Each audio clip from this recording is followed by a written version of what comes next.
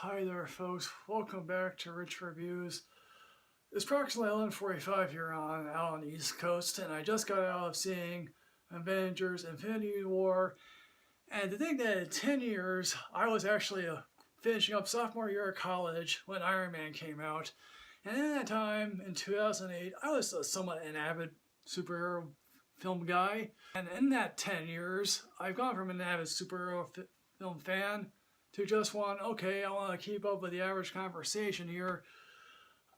And now, I didn't see Black Panther. I'll take everyone's word for it that Black Panther is awesome.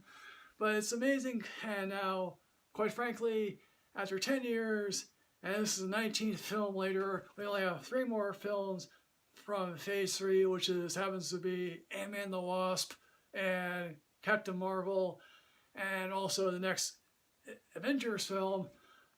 Again, Marvel should be applauded for making one of the greatest cinematic universes of all time. There's really no need to go into a wide explanation of how this plot works. This film really should be called Avengers Thanos, because we get into Thanos a lot, and quite frankly, we got to understand the pathos that is Thanos, is because he's not one of those villains that's like, he's not like a James Bond villain. No, clearly, he's one of those villains that clearly, deep down, you think to himself, okay, I know what I'm doing is right, but clearly he doesn't. That makes him especially dangerous. Thanos is claiming, oh yes, humanity will thank me when I wipe out half the population. I could go sit on a lake somewhere and watch the sunset. Now clearly every Marvel villain maybe has a great idea. And also this is quite frankly the fact that, hey look, we get to celebrate the coming together of all your Marvel superheroes and the pairings that it creates.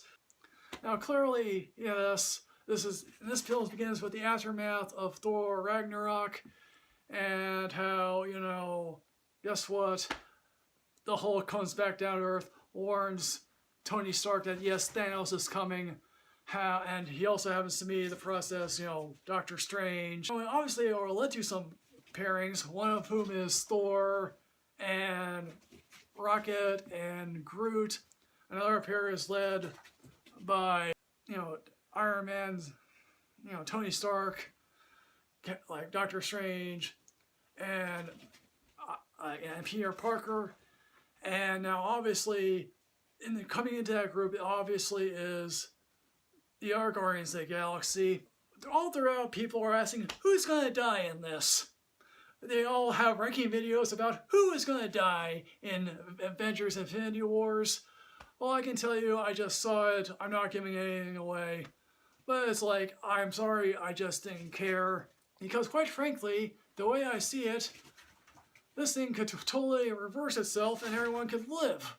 Now, again, is it great to see the meetings of the minds between all these superheroes? Yes. There's one Easter egg that I would have to say is a pleasure to finally see again, because quite frankly, we're always wondering what happened to that one particular person. To get to Wakanda again, because who doesn't miss Wakanda? Congratulations to Wakanda for being such a great sport and stopping the apocalypse for all we know.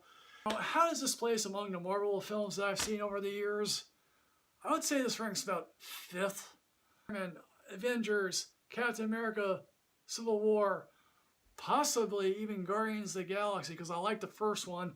The second one, that sort of got me off the Marvel train. I don't trust the DC train anymore. Again, I don't care for the Thor films. I also don't happen to care for the first Captain America film, because quite frankly, that just took certain elements from the 1990 movie and just transplanted them to the first Avenger. Now, is this game-changing? No, it's not, because Deadpool and Logan were game-changing. This isn't. Now, one of the things that during the course of filmmaking, the Russo brothers first decided, okay, we're going to split this into 2 films here. Then they publicly later stated that, oh yeah, that idea was scrapped, and that this one is going to stand alone, and the second one will launch into, I think, Infinity Gauntlet. Well, I quite frankly come to believe that this is a whole bunch of BS, because quite frankly, this ends with a cliffhanger. The theater I saw this at the Alamo Drafthouse, and if you've not gotten an Alamo Drafthouse in your neck of the woods, you're clearly missing a treat because there's only a limited amount of trailers. Yes, there's no talking policy, but people were laughing up a storm. The humor is second to none, particularly coming from Iron Man, Doctor Strange, even, some of the lesser known characters. And people, quite frankly, timed their pee breaks. I went, who knows? I went twice during this film because, quite frankly, I'm 10 years older than I was 10 years ago. And 10 years ago, I could hold my bladder to a reasonable extent, but not now.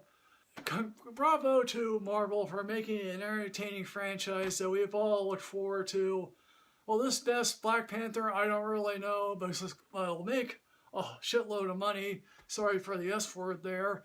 And, I think to myself, as watching this, I am proud to know that we live in such a great country that can make all these films. Hooray for America, folks. Where this leads into phase 3 after the second one.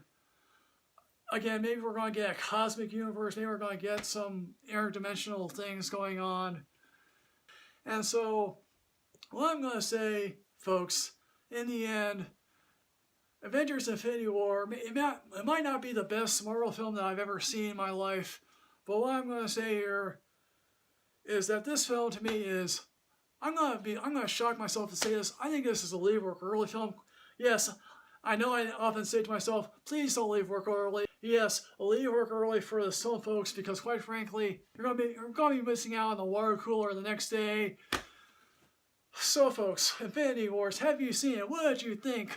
How would you rate the Marvel Cinematic Universe films? What's your favorite Marvel Cinematic Universe, and what's your least favorite? As always, folks, like, comment, subscribe, and enrich yourself with knowledge. I'm going to see you next time, folks. Yes.